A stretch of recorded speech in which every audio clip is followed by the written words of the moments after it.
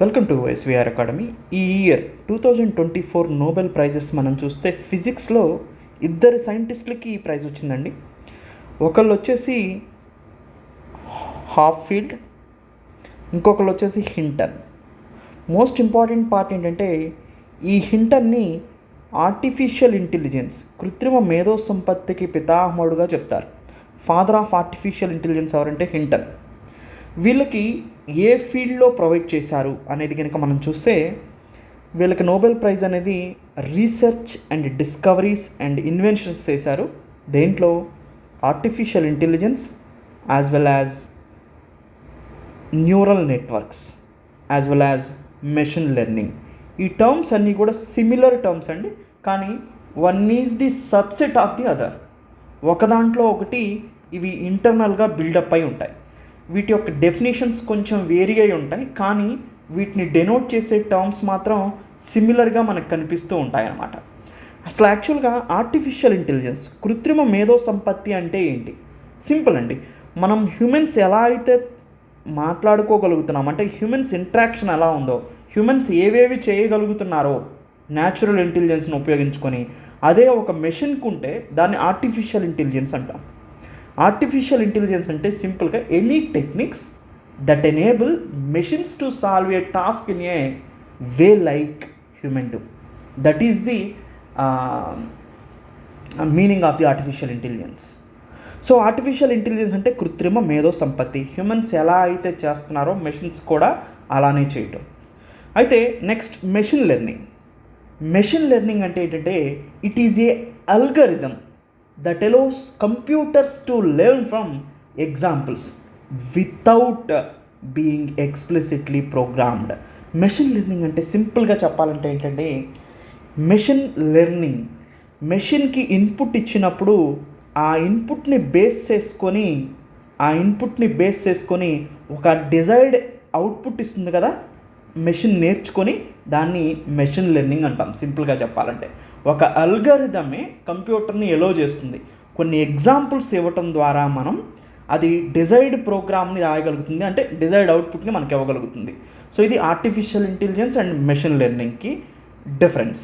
దాంతోపాటు ఈ machine learning దేనివల్ల వర్కౌట్ అవుతుంది అంటే, మెషిన్ ఎలా నేర్చుకుంటుంది అంటే ఆర్టిఫిషియల్ న్యూరల్ నెట్వర్క్స్ ద్వారా నేర్చుకుంటుందండి. ఆర్టిఫిషియల్ న్యూరల్ నెట్వర్క్స్ అంటే ఏంటంటే బ్రెయిన్ ఇన్స్పైర్డ్ మెషిన్స్ లెర్నింగ్ మోడల్స్గా చెప్తారు వీటిని. సో ఒకసారి డీటెయిల్గా మనం చూద్దాం, మనకి పూర్తిగా ఈజీగా అర్థమవుతుంది. సపోజ్ నేను ఆర్టిఫిషియల్ న్యూరల్ నెట్వర్క్స్ ఏఎన్ఎన్ గురించి మాట్లాడతాను. జస్ట్ నేను టెక్నికల్ టర్మ్స్కి కంప్లీట్గా వెళ్ళట్లేదండి, లేమ్యాన్ టర్మ్స్లో మీకు అర్థం కావడం కోసమే నా ప్రయత్నం అంతే. యాజ్ ఏ జిఎస్ స్టూడెంట్గా, జనరల్ స్టడీస్ స్టూడెంట్గా మనం నేర్చుకోవాల్సింది ఏంటి అనేది చూస్తున్నాం, కానీ కంప్లీట్ టెక్నికల్ డీటెయిల్స్కి అయితే మనం వెళ్ళట్లేదు. Artificial neural networks, that is ANN, ఇది బ్రెయిన్ ఇన్స్పైర్డ్ మెషిన్ లెర్నింగ్ మోడల్స్గా చెప్తారండి. అంటే ఏంటి అని అంటే, సపోజ్ ఒక ఎలిఫెంట్ ఉందండి, ఒక ఏనుగు ఉంది. ఈ ఎలిఫెంట్కి సంబంధించి ఈ ఇమేజ్ని రికగ్నైజ్ చేయాలి. ఈ ఇమేజ్ని రికగ్నైజ్ చేయాలి అంటే ముందు ఈ ఎలిఫెంట్గా అవుట్పుట్ ఇవ్వాలి. ఎలిఫెంట్ మనం ఇమేజ్ చూపిస్తే అది ఎలిఫెంట్గా రికగ్నైజ్ చేయాలి. సపోజ్ ఎలా జరుగుతుంది? ఆర్టిఫిషియల్ న్యూరల్ నెట్వర్క్స్ మన బ్రెయిన్లో ఉన్న న్యూరాన్స్ని బేస్ చేసుకొని ఈ ఆర్టిఫిషియల్ న్యూరల్ నెట్వర్క్స్ని డిజైన్ చేయడం జరిగిందండి. మన బ్రెయిన్లో ఉన్న న్యూరాన్స్ ఎలా పనిచేస్తాయి? సపోజ్ నేను మన బ్రెయిన్ గురించి మాట్లాడదాం ఇప్పుడు. అంటే ఇది న్యాచురల్ న్యూరాన్స్ ఎలా పనిచేస్తాయి. సో ఇది ఒక కాంప్లెక్స్ సిస్టమ్ అండి. చాలా రకాల నాడులు ఉంటాయి, న్యూరాన్స్ మన బ్రెయిన్లో చాలా ఉంటాయి. సపోజ్ ఇవి ఎలా వర్కౌట్ చేస్తాయి? చిన్నపిల్లలను చూడండి, వాళ్ళు ముందు ఇలా వెళ్ళకిలా పడుకొని ఉంటారు. దాని తర్వాత బోర్లు తిరుగుతారు, ఇటువైపుకి తిరుగుతారు. ఇటు తిరిగిన తర్వాత చిన్నగా పాకటం నేర్చుకుంటారు. నేర్చుకున్న తర్వాత కూర్చున్న తర్వాత నుంచోటం నేర్చుకుంటారు. ఆ నుంచున్న తర్వాత నడవటం నేర్చుకుంటారు. ఆ నడుస్తున్న తర్వాత సరిగా నడవటం నేర్చుకుంటారు. తర్వాత బైసికిల్ తొక్కటం నేర్చుకుంటారు. వీటన్నిటిలో ఎర్రర్స్ జరుగుతూ ఉంటాయండి. ఆ ఎర్రర్స్ నుంచి డీప్ న్యూరాన్స్ ఏవైతే ఉన్నాయో మన బ్రెయిన్లో అవి నేర్చుకుంటూ ఉంటాయన్నమాట. నేర్చుకుని నెక్స్ట్ అది చేయకోకుండా ఏది చేయాలో నేర్పుతూ ఉంటుంది. బ్రెయిన్ అది సహజ సిద్ధంగానే మనకు తెలియకోకుండానే ఆ డీప్ లెర్నింగ్ ప్రాసెస్ అనేది ఇన్వాల్వ్ అయి ఉంటుంది. అందుకనే మనం ఒక పని చేసినప్పుడు ఎర్రర్ చేస్తే దాన్ని మళ్ళీ కరెక్ట్ చేసి మన బ్రెయిన్ అనేది ముందుకు తీసుకెళ్తూ ఉంటుంది. సపోజ్ నేను ఒక వేలో వెళ్ళినప్పుడు ఆ వే సరిగా లేదు అంటే ఇంకొక వేలో వెళ్ళాలి అనే కదా సూచించేది బ్రెయిన్. సో అది డీప్ లెర్నింగ్ ప్రాసెస్ అనమాట. సో ఇలా వర్కౌట్ అవుతుంది, అంటే డీప్ లెర్నింగ్ ప్రాసెస్ అనేది ఇలా వర్కౌట్ అవుతుంది. దాన్నే ఈ న్యాచురల్ని ఆర్టిఫిషియల్గా మనం క్రియేట్ చేస్తున్నాం అంతే. సపోజ్ ఒక ఎలిఫెంట్ ఉంది. ఎలిఫెంట్ అన్నప్పుడు ఈ ఎలిఫెంట్కి ఒక తొండ ఉంటుందనుకోండి, అది మెయిన్ రికగ్నైజేషన్ పార్ట్. దానికి ఒక 50% మార్క్స్ ఇచ్చారు అనుకుందాం. తర్వాత దాని హెడ్, అంటే ఇప్పుడు మనకి 2 రకాలుగా, ఒకటి హెడ్ పార్ట్, ఒకటి లెగ్స్ పార్ట్గా డివైడ్ చేసాం. రెండుగా డివైడ్ చేసాం. ఎలిఫెంట్ని హాఫ్గా డివైడ్ చేసాం.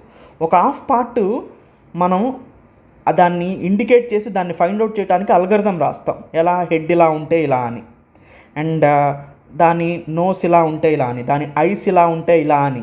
దాన్ని రికగ్నైజ్ చేయటం కోసం కొన్ని పార్ట్స్గా డివైడ్ చేస్తాం. మేజర్ 2 పార్ట్స్గా డివైడ్ చేస్తాం. ఆ పార్ట్స్ని ఇంకా డివైడ్ చేసి ఇన్పుట్స్ ఇస్తామన్నమాట. మనం ఇలా ఉంటే నువ్వు అల్గరిథంకి నువ్వు ఇలా ఉంటే ఇది ఎలిఫెంట్ అని, ఇలా ఉంటే ఇది ఎలిఫెంట్ అని ఇన్పుట్స్ ఇస్తాం.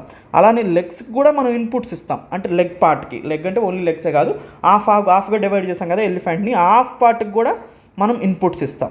మేజర్ పార్ట్ ఇది అనుకోండి, ఎక్కువగా హెడ్ని రికగ్నైజ్ చేస్తూ ఇది ఎలిఫెంట్ రికగ్నైజ్ చేస్తుందా లేదా అని. ఇలా మల్టిపుల్ ఇన్పుట్స్ని మనం ఇచ్చినప్పుడు ఈ ఇన్పుట్స్ని బేస్ చేసుకొని, మల్టిపుల్ ఇన్పుట్స్ని బేస్ చేసుకొని ఇది ఎలిఫెంట్గా రికగ్నైజ్ చేస్తుంది.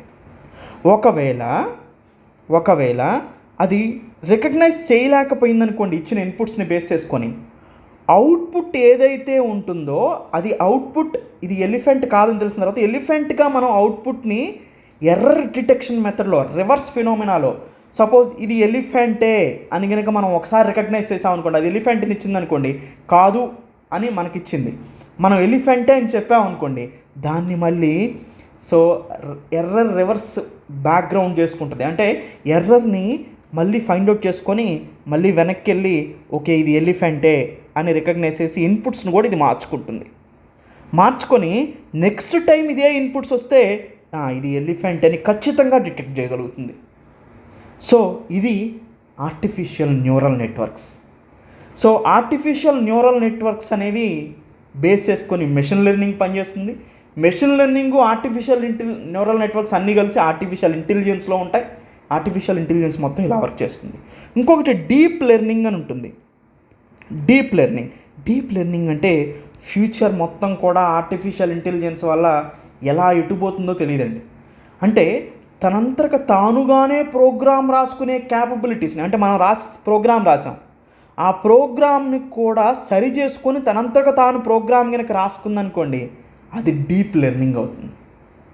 సో అది ఎలా వర్క్ చేస్తుందో, ఆ ప్రోగ్రామ్ ఎలా రాసుకుంటుందో కూడా మనకు తెలియకోకుండా రాసుకుంటుంది అనమాట. సో దాన్ని డీప్ లెర్నింగ్ అంటారు. సో మొత్తం ఓవరాల్గా మనం చూసినట్లయితే ఎన్ని సబ్సెట్స్ ఉన్నాయో చూడండి ఒకసారి. ఫస్ట్ నేను ఏమంటున్నానంటే ఇది డీప్ లెర్నింగ్. సో చాలా డీప్గా న్యూరల్ నెట్వర్క్స్ అనేది అల్గరిథంని తనంతట తానుగా మార్చుకోగలిగి, సో అంటే a subset of the machine learning which uses deep artificial neural networks as models and automatically builds a hierarchy of data representation. సింపుల్గా చెప్పాలంటే తన ఓన్ ప్రోగ్రామ్ని చేసుకోగలిగే క్యాపబిలిటీస్ దానికి వచ్చేస్తాయి. నెక్స్ట్ ఇది దేంట్లో ఉంటుంది అంటే, దేన్ని బేస్ చేసుకొని deep learning is a subset of artificial neural networks. Artificial neural నెట్వర్క్స్లో మళ్ళీ ఏం సబ్సెట్గా ఉంటుందండి? మెషిన్ లెర్నింగ్లో ఇది ఉంటుంది. అండ్ టోటల్గా ఇదంతా కలిపి మనం ఆర్టిఫిషియల్ ఇంటెలిజెన్స్గా చెప్తామండి. సో ఇప్పుడు చూడండి, ఇది ఆర్టిఫిషియల్ ఇంటెలిజెన్స్, ఇది మెషిన్ లెర్నింగ్. దేని మీద బేస్ అవుతుంది? Artificial neural networks. ఇది దేని మీద బేస్ అవుతుంది? డీప్ లెర్నింగ్ అంటే తన ప్రోగ్రామ్ని తానే రాసుకునే అంత క్యాపబిలిటీస్ దానికి డెవలప్ అవుతాయి. ఫ్యూచర్లో వీటి వల్ల మనకు చాలా ఇబ్బందులు వస్తాయండి. అంటే తన ప్రోగ్రామ్ని తానే రాసుకుంటే ఆ ప్రోగ్రామ్ ఏ రాసుకుందో కూడా మనం కనిపెట్టలేని పరిస్థితి. సో దీన్ని మనం ఫర్దర్గా ఏం చేయలేం. సో ఆర్టిఫిషియల్ న్యూరల్ నెట్వర్క్స్ మనం కొన్ని ఇన్పుట్స్ ఇస్తే అది అవుట్పుట్ని ఫైండ్ అవుట్ చేస్తుంది. అవుట్పుట్ని బేస్ చేసుకొని రాంగ్ అయితే ఎర్రర్ డిటెక్షన్ మెథడ్లో మళ్ళీ వెనక్కి వెళ్ళి దీన్ని సరి చేసుకుంటుంది. ఈ ఆర్టిఫిషియల్ న్యూరల్ నెట్వర్క్స్ని బేస్ చేసుకొని మెషిన్స్ నేర్చుకుంటాయి. ఈ మొత్తం టోటల్గా ఉన్నదాన్ని కృత్రిమ మేధో సంపత్తి అంటారు, ఆర్టిఫిషియల్ ఇంటెలిజెన్స్. అయితే ఇప్పుడు ఈ నోబెల్ ప్రైజ్ వీళ్ళకి ఇవ్వటం వల్ల ఆర్టిఫిషియల్ ఇంటెలిజెన్స్ అండ్ వీళ్ళు చేసిన అప్లికేషన్స్లో మోస్ట్ ఇంపార్టెంట్ ఏంటంటే, సో ఫాదర్ ఆఫ్ ఏఐ ఇంకో కూడా చెప్తాం కదా ఇంటర్ని. అయితే మోస్ట్ ఇంపార్టెంట్ ఏంటంటే హ్యూమన్ హైకి దొరకనటువంటి క్యాన్సర్ పార్టికల్స్ ఉన్నాయి అనుకోండి. సో వాటి ఇమేజెస్ని ఇది స్టడీ చేస్తుంది. ఎందుకు, మనకన్నా హ్యూమన్ కన్నా కూడా బాగా ఇంటెలిజెన్స్ డిటెక్షన్ మెథడ్ ఉంటుంది కాబట్టి వీటిని డిటెక్ట్ చేస్తుంది.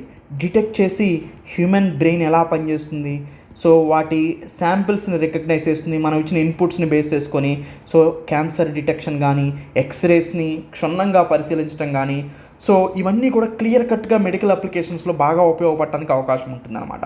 సో డాక్టర్ కన్నా కూడా ఎక్కువ రెట్లు దాన్ని అనాలిసిస్ చేసి, సో మనం ఎలా అయితే చిన్నప్పుడు బైసికిల్ తొక్కేటప్పుడు కొన్ని ఎర్రర్స్ని డిటెక్ట్ చేసి మళ్ళీ సరి చేసుకొని ఒక కంప్లీట్ బైసికిల్ తొక్కే స్థాయికి వెళ్తామో, సో డాక్టర్లో ఉన్న ఎర్రర్స్ని కూడా ఇది రీప్లేస్ చేసి ఎగ్జాక్ట్గా ఏం జరుగుతుందనేది చెప్పగలుగుతుంది.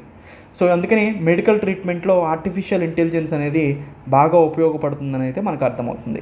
సో మనకి జస్ట్ చదువుకోవటమే కాదండి, ఎట్లా వర్క్ అవుతుంది అనేది మోస్ట్ ఇంపార్టెంట్. దాని గురించి నేను చెప్పాను. ఇక్కడ సైన్స్ అండ్ టెక్నాలజీకి సంబంధించినటువంటి ఇంపార్టెంట్ టాపిక్ ఇది.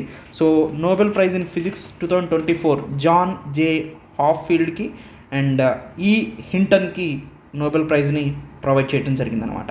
Thank you. Have a nice day.